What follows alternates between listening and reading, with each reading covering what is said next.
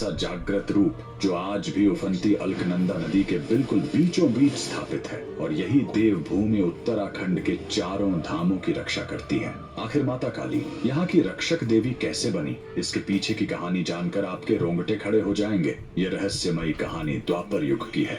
उत्तराखंड के गढ़वाल में साक्षात माता काली ने एक साधारण कन्या के रूप में अवतार लिया। वह कन्या बचपन से ही बहुत अलौकिक और दिव्य थी।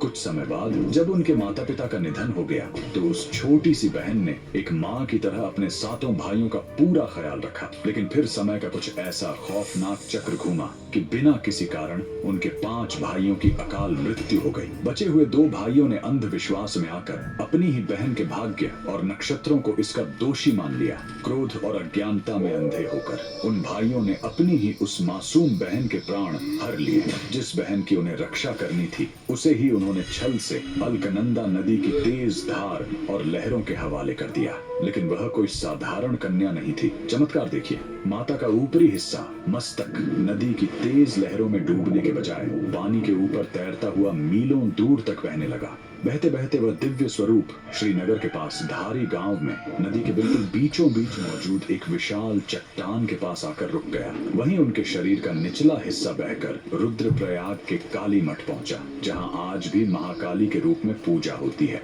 कहते हैं कि उस समय धारी गांव में नदी किनारे एक धोबी कपड़े धो रहा था। तभी उसे नदी के बीच से एक कन्या के रोने की आवाज आई।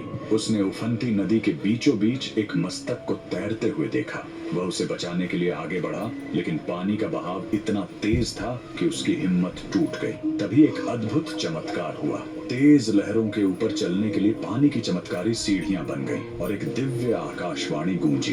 पुत्र, डरो मत, मुझे इसी चट्टान पर स्थापित कर दो।